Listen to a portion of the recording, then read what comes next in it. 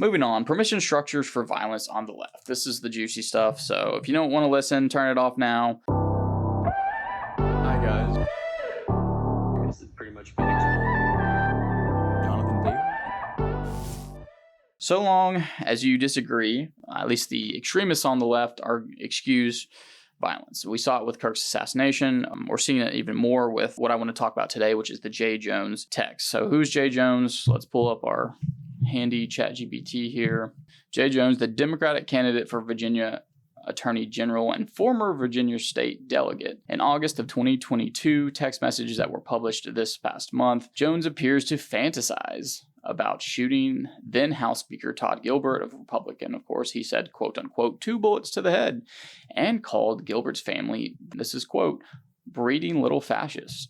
And the exchange mentions wishing harm on the speaker's children. That's right. This is a literal Virginia representative from the Virginia State delegate who's now was running for Virginia Attorney General, essentially saying he wished and fantasized about killing Republican colleagues and their family, and literally calling their children little fascists and hoping for their death as well. While you would think that this would cause anyone rational, sane mind to completely denounce Jones, well, that's not the case here, because still, currently, the Virginia Democratic politician, who has recently been criticized because she's currently running, she's refused to clearly denounce J. Jones. This is Abigail Spanberger, the Democratic candidate for governor. So during a recent gubernatorial debate, that's the mayoral debate, Spanberger repeatedly declined to state whether she continues to endorse Jones after the text messages surfaced.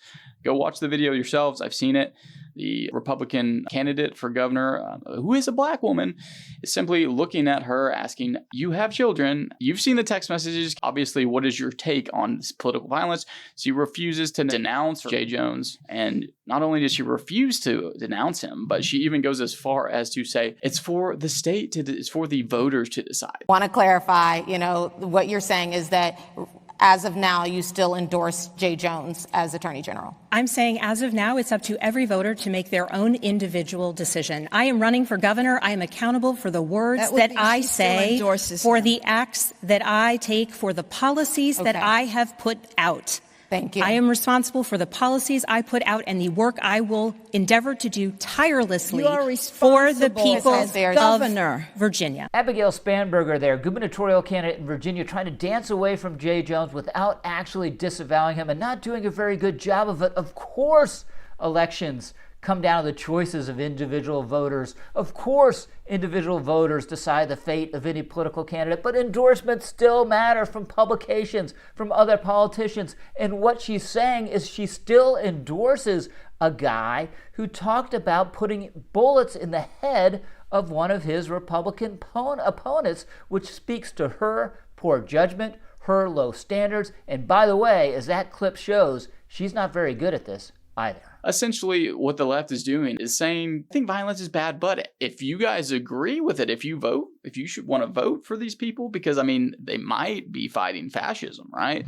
So as long as you agree with it, continue it. And this sort of rhetoric is increasing ever since Kirk's murder, and it's just going to continue it. And we need people to step up, especially people on the left. And this is something that Abigail Spanberger failed to do. And she had a great opportunity to try to bring the country a little bit closer together. And no, she's saying, no, it's for the voters to decide. She's not going to denounce personally because she's afraid of losing votes that way. So she's not going to denounce J. Jones, and she's going to say it's for the voters to decide. It's despicable, abhorrent behavior. It's disgusting. It needs to stop. So boo on that. Boo on the permission structures of the left generally, especially with the DAs that were appointed by Soros, which if you go look and do your own research, you'll see that George Soros helped appoint almost 50% or more of prosecutors around the country to actually decide whether to prosecute cases. And these DAs will not enforce crime. They will literally if you are of the left and you commit a violent crime, they won't prosecute it. They'll let it slip through the cracks and they'll give you a slap on the wrist as long as you have the right political views, and that's how they're effectuating change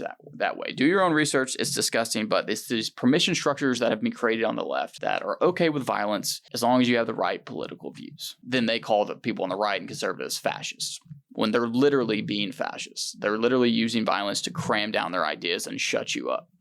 So it's sweet, sweet irony, of course. And then they call us Nazis, but literally the Nazi party was a socialist party and they're advocating for socialists. The irony is out of this world. but they'll never see it. For the latest in case updates, legal tips, news, and politics, make sure to like us on Facebook, follow us on Instagram and our other socials, and above all, subscribe on YouTube to get your dose of excellence on a daily basis.